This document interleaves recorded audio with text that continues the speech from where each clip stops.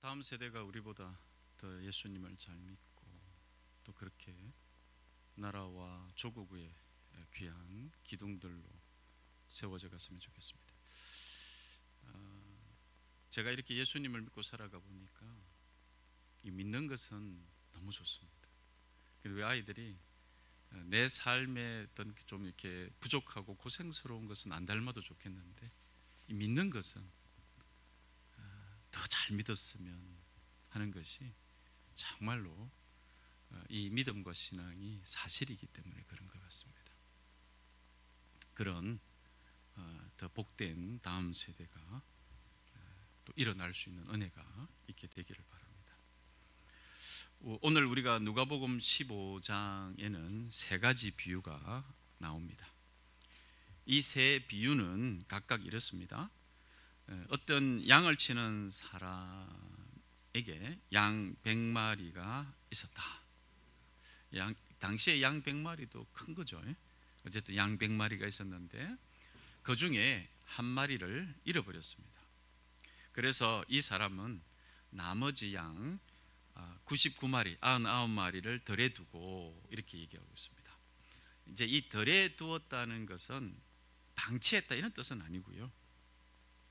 아마도 당시 울타리가 있었던 들판이나 혹은 자신과 함께 양을 치던 동료 목재 아래에 두었다 이렇게 생각할 수 있는 것입니다.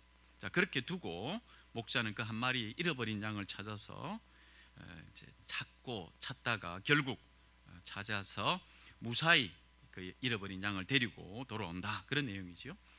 또 하나의 비유는 10드라크마를 가지고 있었던 한 여인에 관한 이야기입니다. 이 돈의 단위가 우리가 조금 세는 단위하고 다르다 보니까 이 드라크마는 좀 이렇게 가치가 세대마다 조금씩 다르긴 했는데 당시 이 드라크마 이렇게 얘기하면 노동자의 하루 품삯 또는 양 한 마리를 셀 수 있는 정도, 살 수 있는 양 한 마리를 살 수 있는 정도 이렇게 그 가치를 이해해도 된다 이렇게 생각하셔도 되겠습니다. 이 10개를 가지고 있었다라고 얘기했었을 때 이 드라크마 10개가 갖는 이 여인에게 있어서 어떤 의미를 자세하게 이해하기는 어렵습니다. 해석이 좀 다르기 때문에 하지만 그 중 하나를 잃어버렸을 때 이 여인은 잃어버린 그 드라크마를 찾기 위해서 그 집에서 아마 잃어버렸던가 봐요. 이제 우리 아파트 구조하고 다르겠죠. 당시 집 구조는 어둡고 햇빛이 잘 들어오지도 않았을 것 같고 또 어떤 집은 그 안에 가축을 같이 키우기도 하고 뭐 이랬거든요. 뭐 이런 이제 구조였다 보니까 이 드라크마가 어디에 떨어졌는가를 위해서 짐을 드러내고 빗자루로 다 쓸고 이게 빗자루를 썰다 보면 이 드라크마가 약간 좀 은잔 비슷하게 이렇게 생겼다 그럽니다. 빗자루에 걸리면 땡그랑 소리도 나겠고 뭐 이런 이제 의도 때문에 아마 빗자리를 썰었다, 집을 다 드러내고 청소했다 이렇게 이해할 수 있는 이 여인의 행동들을 볼 수 있습니다. 그리고 난 다음에 이 여인은 드디어 한 드라크마를 잃어버렸던 드라크마를 찾았다 그렇게 말합니다. 마지막 비유는 이제 두 아들을 둔 어떤 사람의 이야기입니다. 어느 날 작은 아들이 아버지를 불쑥 찾아와서 이렇게 얘기합니다. 아버지가 돌아가시면 자신이 받을 유산을 미리 달라는 얘기를 합니다.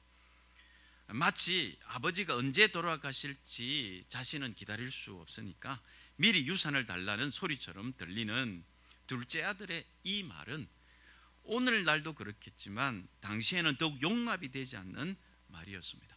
아버지를 욕되게 하는 행위로 엄한 처벌을 받을 수 있는 이 사회 공동체에서 율법이 실행되어지는 그런 유대 공동체 안에서 이 둘째 아들의 행위는 아버지의 명예를 율법에 가르치는 대로 하지 않았다라는 것 때문에 처벌을 받을 수 있었던 그런 내용을 이 둘째 아들이 지금 가지고 있는 거죠. 그런데 아버지는 이 둘째 아들을 율법에 따라서 훈계하고 가르치고 뭐 이렇게 해서 할 것 같았는데 전혀 그렇지 않고 어떤 이유인지는 정확하게 잘 본문에서는 잘 나타나지는 않지만 둘째 아들의 요구를 그냥 다 들어줍니다. 그러니까 둘째 아들은 아버지로 받은 유산을 아버지의 뜻을 헤아리기보다는 그냥 아버지의 뜻과 상관없이 싹 정리해서 아버지가 있는 곳을 멀리 떠나버립니다. 그러니까 유대인이 먼 나라로 갔다라는 것은 유대 땅을 떠났다 이런 뜻으로 해석할 수 있을 정도로 싹 정리해서 이웃 나라로 가버립니다. 그러니까 아버지 곁을 완전히 떠나버린 것이죠. 그러니까 우리 누가복음 15장 13절에서 14절을 보니까 그 둘째 아들은 먼 지방으로 가서 거기서 방탕하게 살면서 그 재산을 낭비하였다. 그러니까 그 모든 것을 탕진했을 때 이렇게 말하고 있죠. 둘째 아들은 떠난 그곳에서 그만 아버지로부터 받은 그 모든 것들을 다 잃어버리고 맙니다. 그런데 그런 둘째 아들이 아버지께로 돌아오자 아버지는 이 둘째 아들의 잘못을 까맣게 잊은 듯이 기뻐하며 다시 맞아 주었습니다. 이 세 비유에서 우리는 공통점을 발견할 수 있습니다. 이 세 비유에서 우리가 발견할 수 있는 공통점은 세 가지입니다. 잃어버렸다라는 것하고 잃어버린 것을 되찾았다라는 것이죠. 그 다음에 또 하나가 있습니다. 그러니까 잃어버린 것을 다시 되찾았을 때 기뻐했는데 이 기뻐하는 것에 있어서 주목해야 될 부분이 잃어버린 본인이 찾았을 때에 기뻐한 것을 더 나아가서 주변에 있는 사람들과 함께 기뻐했다 이렇게 얘기하고 있는 이 세 가지 공통점을 우리가 발견할 수 있습니다. 여러분 이 사실 다시 말해서 이제 우리가 이제 세 번째 공통점을 얘기할 때 이런 것을 찾았을 때 기뻐했는데 함께 기뻐했다 이 부분을 조금 더 오늘 제가 설교 제목에도 함께 기뻐합시다 그랬는데 그래서 이 부분을 조금 더 강조해 보고 싶습니다. 여러분 누가복음 15장 6절에 잃어버린 양을 찾은 사람이 집으로 돌아와서 벗과 이웃을 불러 모으고 어떻게 합니까? 나와 함께 기뻐해 주십시오. 나와 함께 기뻐해 주십시오. 그리고 또 똑같이요. 드라크마를 찾았던 여인에게도 이 똑같이 말합니다. 15장 9절이죠. 찾아서 벗과 이웃 사람을 불러 모으고 말합니다. 나와 함께 기뻐해 주십시오. 그 다음에 잃었던 드라크마를 찾았습니다. 그 앞에는요. 잃었던 내 양을 찾았습니다. 이렇게 자신이 기뻐하는 것에서 더 나아가서 벗과 이웃을 불러서 함께 기뻐해 주십시오라고 똑같이 얘기하고 있다라는 사실이죠. 자, 이어지는 마지막 비유인 23절, 24절에서는 이 비유를 이 기뻐하는 것을 조금 더 구체적으로 이렇게 얘기합니다. 살찐 송아지를 끌어내다가 잡아라. 우리가 먹고 즐기자. 나의 이 아들은 죽었다가 살아났고 내가 잃었다가 되찾았다. 그렇게 잔치를 벌인다는 얘기죠. 그러니까 첫 번째와 두 번째가 함께 기뻐하자라고 하는 이 부분에 있어서 세 번째 비유에서의 잔치 이걸 이제 예상할 수 있는 기쁨을 누리는 잔치. 뭐 거대한 잔치는 아니더라도 여러분 그냥 이렇게는 안 했을 거 아니에요. 이웃과 벗을 빌어서 함께 기뻐합시다 이러지는 않았을 거 아니에요. 뭔가 이렇게 준비한 것을 뭔가 먹었을 것 같은데 그것을 추정해 볼 수 있는 것이 마지막 세 번째 비유의 잔치를 통해서 이제 이렇게 추정해 볼 수 있다. 이렇게 이해할 수 있습니다. 자신이 잃어버린 것을 찾았을 때 나만 기뻐하는 것으로 부족해서 내 친구와 이웃까지 불러 모아 함께 기뻐할 정도니까 그 기쁨이 얼마나 큰지 우리가 짐작해 볼 수 있습니다. 그러면서 예수님께서는 이렇게 말씀하시지요. 이런 모습이 바로 회개하는 죄인 한 사람을 두고 하늘에서 기뻐하는 모습이다. 이렇게 얘기하는 거죠. 회개하는 죄인 한 사람이 주님께로 돌이켜 돌아올 때를 두고 하늘에서 이렇게 잔치하듯이 기뻐하고 또 함께 기뻐한다. 아마 이걸 이제 하늘 잔치를 비유하자면 천국에서는 이미 주님과 함께 있는 성도들과 그리고 이제 천군 천사들과 함께 아마 이 잔치를 말씀대로 천국 잔치를 이렇게 벌이시지 않을까. 한 영혼이 돌아올 때 이렇게 충분히 우리가 예상해 볼 수 있습니다. 저는 이제 이 비유를 볼 때에 여러분 이런 비유가 너무 좀 그렇지만 대통령이 돌아오면 되게 기쁘고 죄송합니다만 내 같은 사람이 돌아오면 그렇게 기쁠까? 이런 이제 비교. 여러분 신분에 따라서 돌아오는 것의 기쁨이 다를까요? 이런 생각을 솔직히 저는 해봤습니다. 신분에 따라서 돌아오는 게 기쁨이 다를까? 그 생각을 완전히 깨트려 버리는 거죠. 여러분 둘째 아들을 보면 여러분 둘째 아들은 만약에 그 둘째 아들의 자체 상황에서 보면 자살을 할 정도의 절박한 상황입니다. 그러니까 아버지의 유업이라는 것은 조상 때부터의 의미를 유대인들은 가지고 있거든요. 그걸 싹 돈으로 정리해서 유대인인데 유대 지역을 떠나서 이방 나라로 가서 나중에 비유를 보면 대지를 치거든요. 유대인이 대지를 칠 수 없어요. 그러니까 그 입장에서 보면 완전히 끝난 거예요. 그러니까 더 이상 희망이 보이지 않다는 것을 비유적으로 보이고 있는 거죠. 이런 사람조차 잔치한다. 이 얘기는 하늘 잔치에 등급이 없다. 이렇게 이제 우리로 봐야 된다. 이렇게 보는 거죠. 그러니까 함께 기뻐해서 불러 모으잖아요. 그러니까 이거는 이제 돌아오는 것에 세상이 보여주는 차등 같은 그런 것을 전혀 우리들한테 가지지 않도록 완전히 말씀하고 계시다. 이렇게 봐야 되는 거죠. 자, 어쨌든 오늘 우리가 읽은 누가복음 15장 1절과 2절 말씀에서는 예수님께서 이 비유를 말씀하셨던 상황을 우리가 좀 더 알 수 있도록 하는데요. 이 비유를, 그러니까 세 가지 비유를 말씀하시기 전 예수님 주변에는 당시 사람들이 끄려하는 세리들과 죄인들이 몰려들고 있었습니다. 그러니까 이 세리들과 죄인들은 유대인들, 일반 유대인들도 끄려했었을 뿐만 아니라 지금 예수님과 함께하고 있었던 종교 지도자들로서는 함께 있다는 것은 상상도 못할 사람들, 이렇게 생각하셔야 합니다. 자, 세리와 죄인들이 지금 예수님 주변에 이제 몰려들어서 예수님의 말씀을 들으려고 한다. 이런 이제 상황이죠. 자, 그 모습을 본 당시에 그 종교 지도자들이죠. 여기서는 이제 바리새인들과 율법사들, 종교 지도자들이죠. 투덜거렸다 그랬습니다. 이게 투덜거렸는데 조용한 소리로 죄송합니다만 뒷담화했다 뭐 이런 뜻이겠던데 예수님을 뒷담화했다 뭐 이런 의미로도 볼 수 있는 그런 용어이죠. 투덜거렸다. 그래 이렇게 투덜거렸죠. 예수가 죄인들을 맞아들이고 그들과 함께 음식을 먹는다. 이렇게 투덜거렸다는 말이죠.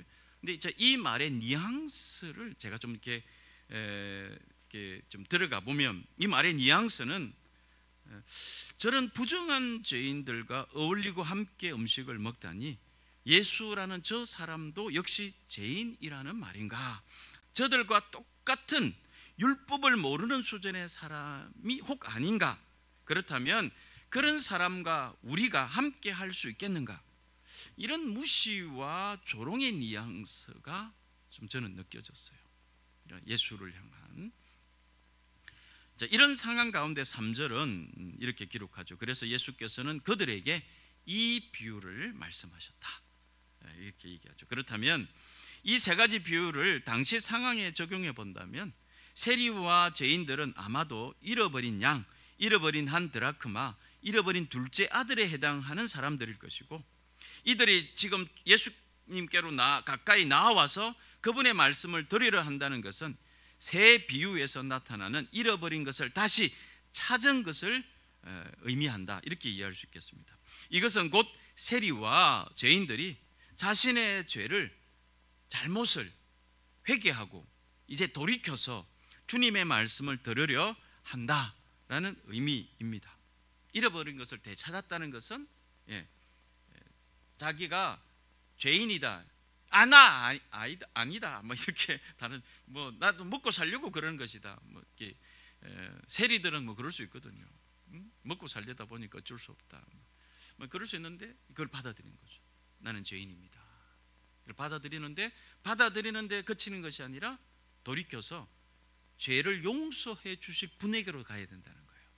그냥 잘못을 돌이키는 게 아니고 이 잘못을 용서해 주실 분이 바로 주님이라는 걸 알았다는 거예요. 그래서 주님께로 나아갔다.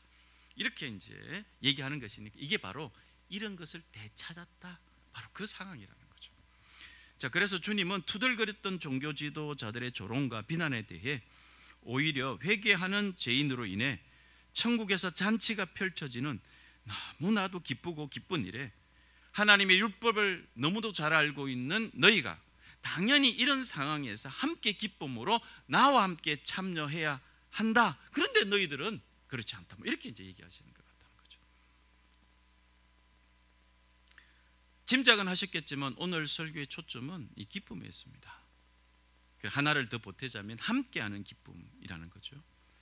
오늘 우리는 이 함께하는 기쁨을 어디에서 다시 경험할 수 있을까? 오늘 말씀에서 말씀하고 있는 함께 기뻐하는 것을 어디에서 다시 경험할 수 있을까?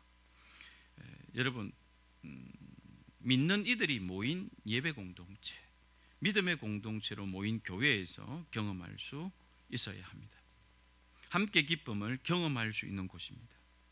그래서 교회는 하나님의 기쁨을 가진 하나님의 집입니다.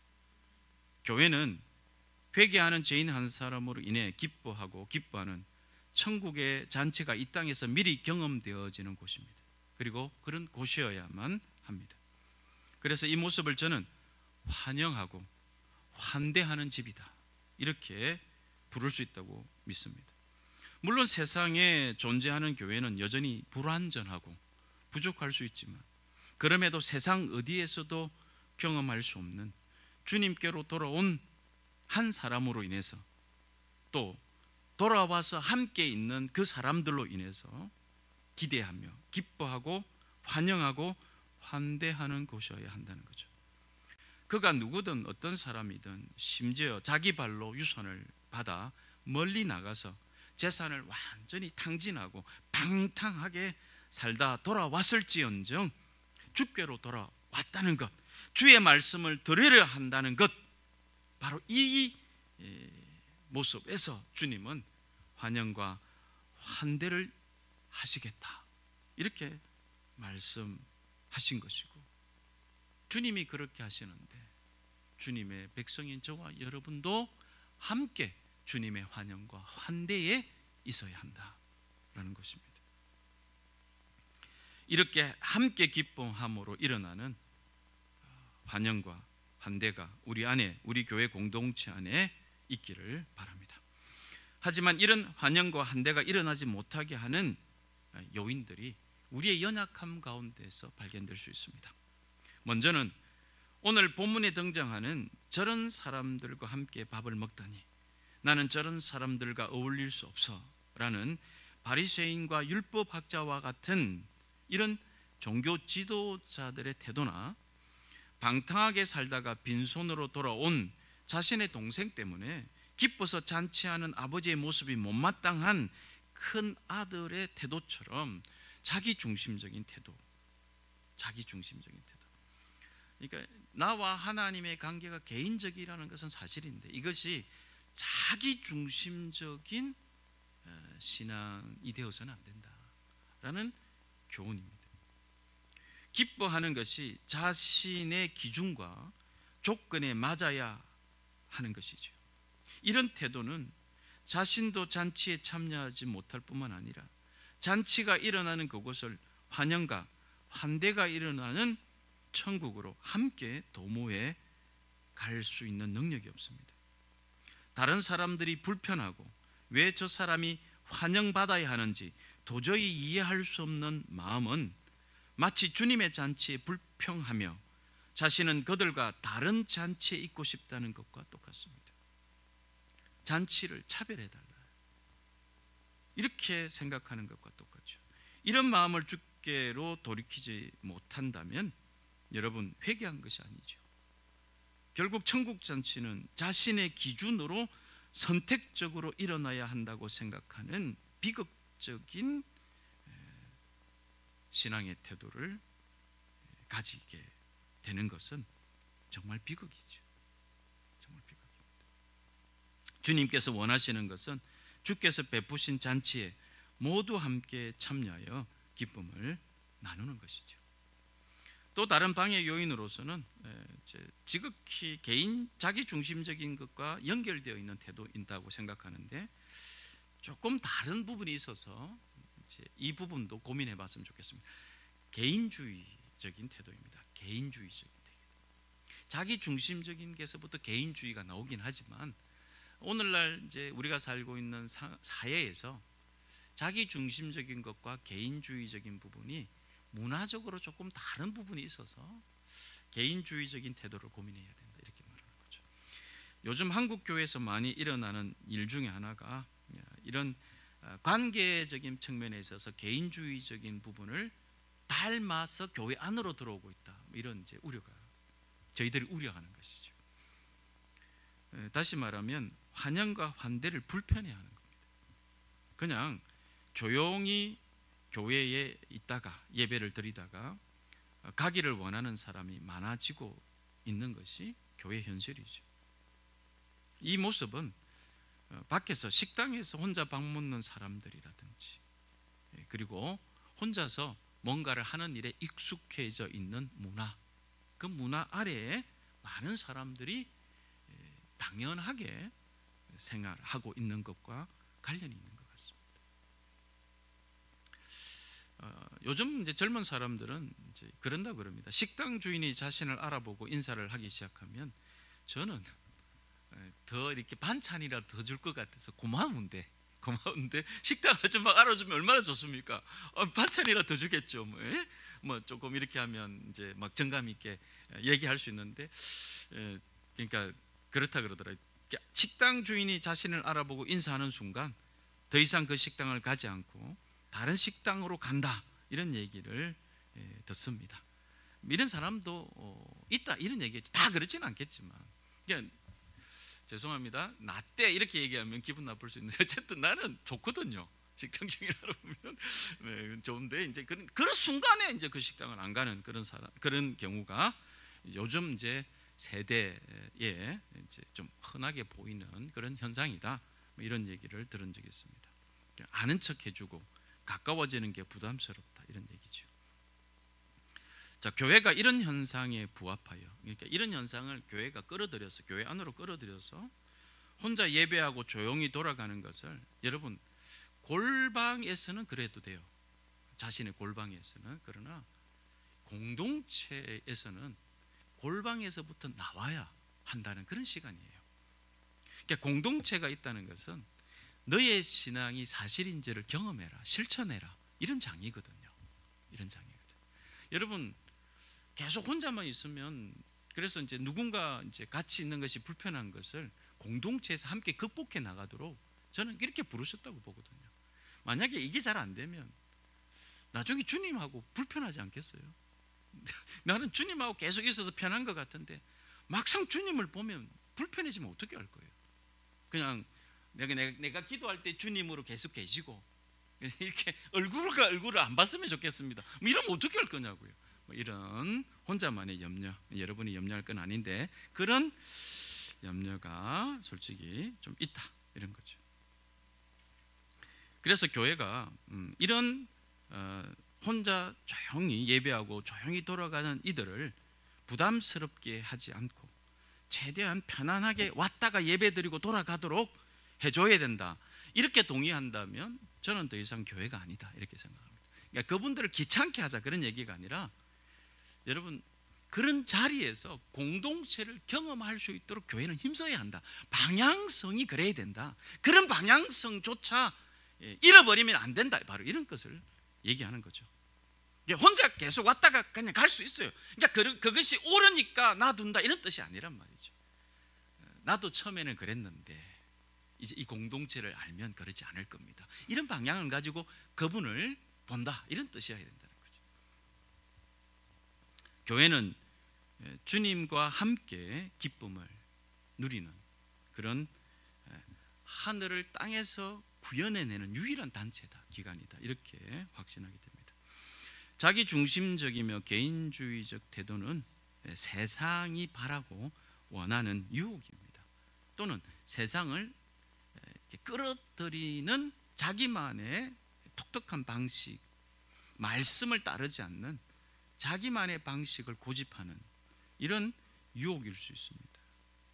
이것은 예수님께서 말씀하신 하나님을 사랑하고 이웃을 사랑하는 그 말씀의 정면으로 위배됩니다. 예수님께서는 십자가에 달려 돌아가심으로 하나님과 우리 사이에 막힌 담을 허셨습니다. 뿐만 아니라 우리와 우리 사이에 막힌 담도 능히 허신 주님이십니다. 그러므로 우리가 하나님을 믿는다라면 우리가 회개한 죄인, 주께로 돌아온 그 죄인이라는 사실을 우리가 받아들인다면 나로 인해 기뻐하셨을 그 주님의 기쁨으로 내 옆에 사람을 위해 함께 기뻐할 수 있는 것은 너무 마땅하지 않겠습니까? 아무 조건 없이 기뻐해 주셨던 그 주님의 기쁨으로 다른 사람으로 인한 기쁨의 잔치에 함께 참여하고 그 기대하며 하나님께 영광을 돌릴 수 있는 교회 공동체가 되어야 합니다. 자, 여기에 우리가 어떻게 하면 환영하고 환대하는 기쁨의 공동체가 될 수 있을까에 대한 답이 있습니다. 저와 여러분은 우선 가장 먼저 하나님 앞에 죄인임을 인정해야 합니다. 죄인임을 인정합니다. 내가 다른 사람을 향해서는 나쁜 짓 한 것 없죠. 그렇게 살고 계실 겁니다. 나쁜 짓 했으면 여기 안 있겠죠. 여기 안 있고 다른 데 가 있겠죠. 그런데 여러분, 우리가 하나님 앞에 섰을 때 내가 하나님 앞에 죄인이구나, 내가 하나님 앞에 죄인이구나, 이런 말씀의 가르침을 받아들이고 있는 거죠. 그걸 인정한다는 얘기죠. 인정하는 거예요. 가끔씩은 내가 죄인임을 인정하는데 이렇게 사나? 이런 생각이 듭니다. 여러분, 죄인으로 인정하면 어떻게 됩니까? 좀 그러니까 고개도 숙이고 뭐 이렇게 좀 벌벌 떨어야 되지 않습니까? 근데 안 떨어요, 안 떨어. 내가 하나님 앞에 죄인인데 떨지를 않아. 떨지를 않아. 뭐 이렇게 여러분 TV에 보면 죄를 인정받은 사람은 모자 쓰고 뭐 얼굴 가리고 뭐 막 이렇게 하고 뭐 두려워서 어쩔 줄 몰라 하는, 뭐 부끄러워서 어쩔 줄 몰라 하는 이런 태도들이 있지 않습니까? 하나님 앞에 그런 태도를 가져라 이런 뜻은 아니더라도 여러분 적어도 하나님 앞에 그런 마음, 주님, 내가 주님 앞에 그런 사람인데 나를 용서하셨습니다. 여러분, 거기에서부터 오는 마음은 어떤 마음이겠습니까? 두렵고 떨리는 마음. 이 마음도 있지 않겠죠. 그렇지 않겠습니까? 주님은 우리의 친구이시며 아버지이시면서도 동시에 여러분 창조주 하나님이시니까 그 두렵고 떨리는 마음을 잃어버린 채 친구처럼만 생각하는 것은 여러분, 우리가 하나님 앞에 죄인입니다라는 사실을 너무 해석하지 못한 행동이다, 이렇게 그래서 죄에서 돌이켜 하나님의 용서의 보좌 앞으로 우리 한 사람 한 사람을 나아가게 하셨을 때 여러분, 내 과거를 묻지 않으셨어요. 내 과거를 덜쳐내시고 나를 이렇게 창피하게 하신 그런 적이 없었어요. 물어보지 않으셨어요. 이건 마치 둘째 아들이 돌아왔었을 때, 야, 너 그 재산도 어떻게 했냐? 니 그렇게 살았, 이렇게 얘기 안 해요. 그냥 돌아온 것 자체만으로 모든 것을 용서해 주셨어요. 그러니까 용서하셨다는 것은 둘째 아들이 한 모든 것들을 용서하셨다는 뜻이에요. 다시 덜쳐내지 않으시는 거예요. 덜쳐내지 않으셨다는 거죠. 바로 그 주님의 용서를 우리가 경험했었을 때 여러분, 이게 용서이시구나. 그래서 나로 다시는 그런 삶을 살지 말라고 주님께서 이렇게 나를 믿어주시는 은혜로 다시 나를 내보내시는구나. 그래서 어떻게 합니까? 둘째 아들의 직위를 회복시켜 주죠. 아들의 직위를 회복시켜 주는 것은 뭡니까? 용서에서 끝마치는 것이 아니라 이제 아들로 살아라, 이런 뜻 아닙니까? 그러니까 용서하셔서 다시 우리로 하나님의 백성으로 살아라, 이렇게 말씀하고 계신 그곳에서 잔치가 일어나는 거죠. 기쁨의 잔치가 일어났다. 그 잔치를 경험했다. 이런 저와 여러분들이 바로 먼저 믿는 사람들이다, 이렇게 확신하는 거죠. 죄인이었던 나 한 사람을 위해 그토록 기뻐하셨을 하늘 잔치를 우리가 잊으면 안 되겠습니다. 그렇게 기뻐해 주시는 주님으로 인해 기뻐하고 감사하는 삶을 함께 누리게 되어지는 은혜를 기대해야 합니다. 나도 모르게 바리새인들과 율법 학자처럼 투덜거렸던 것들이 있었다면 큰아들처럼 하나님을 향해 저는 받아들일 수 없습니다. 왜 저 사람으로 인해 제가 기뻐해야 합니까? 라고 항변했었다면 죄인이었던 우리를 용서하시고 잔치 벌여주셨던 그 잔치를 기억해야 합니다. 기억해야 다시 그 잔치에 참여하고 그 잔치는 계속 일어나는 잔치가 되는 거죠. 사랑하는 교우 여러분, 교회는 주님께 나온 모든 사람들을 향한 하나님의 환영과 환대가 있는 곳입니다. 그 잔치를 다 함께 경험하는 곳이 되어야 합니다. 그렇게 애써야 합니다. 우리 각자는 살아가는 모습이 다 다를 수 있지만 그건 우리의 삶의 부르심을 각자가 감당하는 다름이지 그것 때문에 서로가 함께 할 수 없는 것은 결코 아니지요. 주님의 말씀 앞에 우리는 하나님의 한 백성이어야 합니다. 한 자녀이어야 합니다. 교회의 환영과 환대는 사람에 따라 차이가 나지 않습니다. 나만 하나님 앞에 예배드리는 특별한 케이스처럼 은혜를 생각해서는 안 됩니다.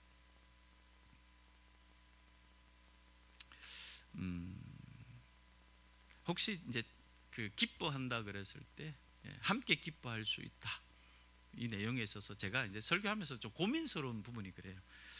어떤 것을 함께 기뻐할 것인가? 예를 들면 내 연봉이 올랐습니다. 여러분 내가 억대 연봉입니다. 이 얘기를 하면 여러분 제가 오늘 설교했으니까 함께 기뻐해 줘야 되지 않습니까? 어머나 내 연봉은 아니지만 그 연봉을 기뻐합니다. 뭐 이렇게 해줘야 될 것 같고 죄송합니다. 제가 차 종류를 모르는데 포르쉐나 람보르기니를 샀는데 여러분 내가 이 드림카를 하나 샀습니다. 이렇게 얘기했대. 그것도 기뻐해 줘야 되는 것 같은가? 이런 생각도 들 수 있지 않겠습니까? 또 우리 아들이 이번에 어디 이렇게 대기업 이렇게 들어갔다. 죄송합니다. 우리 또 의사분도 계신데 의대에 들어갔다. 이렇게 이걸 기뻐합니다. 우리 애는 아직 중학생이고 그런데 이게 그랬으면 좋겠는데 함께 그렇게 해줘야 되는 것도 함께 기뻐하는 것인가 이렇게 생각할 수 있겠죠. 여러분 오해하지 마십시오. 이것은 자랑에서의 기쁨은 모두의 기쁨으로 이어질 수 없습니다.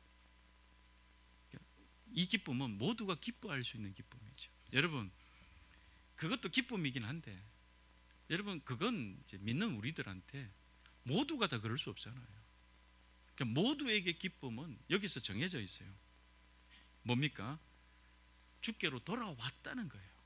그게 똑같은 그 기쁨을 누린다면 지금 제가 얘기했던 이 염려하는 이런 기쁨은 여러분 자제할 수 있어요. 자제할 수 있는 거예요. 다른 사람에게 기쁨이 다른 사람에게는 기쁨이 되지 않을 수 있는 것은 자제할 수 있는 거예요. 그런데 자제하는 나와는 다르게 우리 형제들은 그것을 어떻게 알았어요? 그러면 가서 이번에 차를 샀다면서요. 나는 자전거를 타고 다니지만 너무 좋아요. 이렇게는 얘기할 수 있겠죠. 근데 내가 가가지고 옆구리 찔러가면서 이렇게 하는 그런 자랑하고는 구분해야 되죠. 여기서. 자, 그래서 오늘 우리가 예를 들면 그토록 기도했던 누구누구가 함께 예배드리기로 했어요. 그 누구누구가 여러분 어떤 사람이든 상관없어야 돼요. 그 누군가가 우리의 기준에 맞는 사람이어야 함께 기뻐하는 것이 아니라는 거예요.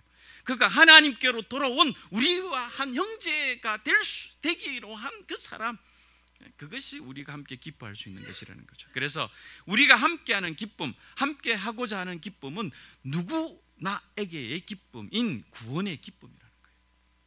회개하는 죄인 한 사람이 주께로 돌아옴으로 인해 천국과 함께 기뻐하는 기쁨이 여기서도 함께 펼쳐져야 교회라는 거죠. 교회라는 거죠. 그런 교회와 그런 교회의 공동체의 원이 되어서 함께 신앙생활 해 나가는 자랑스러운 저와 여러분들이 되었으면 좋겠어요. 자, 이 기쁨이 있는데 쑥스러워서 마음속 깊이에만 감직할 수 있죠. 그런 분이 혹시 계시다면 건면해 드립니다. 조금씩 마음속 깊은 곳에 있는 기쁨과 감사를 꺼내서 내 옆에 있는 지체들과 나누었으면 좋겠어요. 혹시 나누었는데 죄송합니다. 쌩감을 당했을 때 내가 용기를 해서 나눴는데 쌩 이렇게. 근데 그거는 여러분 그 사람이 그러고 싶어서 그런 게 아니라 혹시 뭐 급한 상황이 있어서 그럴 수 있거든요. 그러니까 그거 가지고 뭐 다시 내가 뭐 다시는 그렇게 하는가 봐라 이렇게 하라는 뜻은 아니에요. 그런 뜻이 아니라 이제 그런 일들을 당했을 때에 조금 더 용기를 내라 이런 뜻으로 받아들여요. 조금 더 용기를 내야 돼요.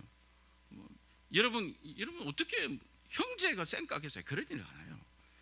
뭐 이제 내한테 얘기를 했는데 갑자기 다른 일이 생겨서 돌아설 수 있거든요. 그걸 쌩까였다 이렇게 생각하면 안 되는 거죠. 뭐 이런 부분들이 있으니까 공동체 안에서는 여러분 그런 사람이 없어요. 내가 보니까 우리 교회에서 그럴 사람이 없어요. 쌀쌀 맞는 사람은 없어요. 쌀쌀 맞는 사람이 있는 게 아니고 내가 보니까 잘 못 끄집어내서 그런 거예요. 잘 못 끄집어내서. 이걸 끄집어냈다가는 혹시 쌩까이면 어떻게 하나? 너무 또 전문 용어인가? 미안합니다. 자꾸 뭐 이런 이제 좀 염려를 안 해도 될 것 같아요. 제가 보니까 그런 사람은 없어요. 그런 사람 없어요. 혹시 그런 사람이 있다면 회개합시다. 회개하고 함께 받아들였으면 좋겠어요. 자, 그래서 그 기쁨과 감사가 더 풍성해지고 그래서 누가 오든지 이 기쁨과 감사를 함께 누릴 수 있는 그런 살아있는 하나님의 교회 공동체가 되기를 축복합니다. 그런 저와 여러분이 되시기를 축원합니다. 그래서 우리가 함께 기뻐합시다. 여러분 모두를 주님의 이름으로 진심으로 환영하고 사랑합니다. 기도하겠습니다. 오늘 말씀을 기억하시면서 여러분 저와 여러분을 하나님이 얼마나 기뻐해 주셨는지 그걸 잊으면 안 되죠. 여러분 주님이 얼마나 저와 여러분을 기뻐해 주셨는지. 그런데 형제 자매가 돌아올 때 그 기쁨을 함께 누릴 수 없다면 배은망덕한 사람이죠. 믿음을 배은망덕하게 하면 안 되죠. 여러분 믿음의 은혜를 잃지 마시고 마귀의 유혹에 넘어가지 마시고 성령의 붙들림 속에서 믿음 생활 잘해 나가는 저와 여러분 될 줄 믿습니다. 함께 오늘 말씀을 생각하시면서 하나님 우리 교회 공동체가 천국 잔치를 함께 주님 앞에 올려드릴 수 있는 그런 교회 공동체가 되게 하시옵소서. 교회를 위해 중보해 주십시오. 그런 교회 공동체가 되도록 여러분 함께 기도해 주시기를 바랍니다. 그런 저와 여러분이 되시기를 또한 기도해 주시기를 바랍니다. 함께 기도하겠습니다.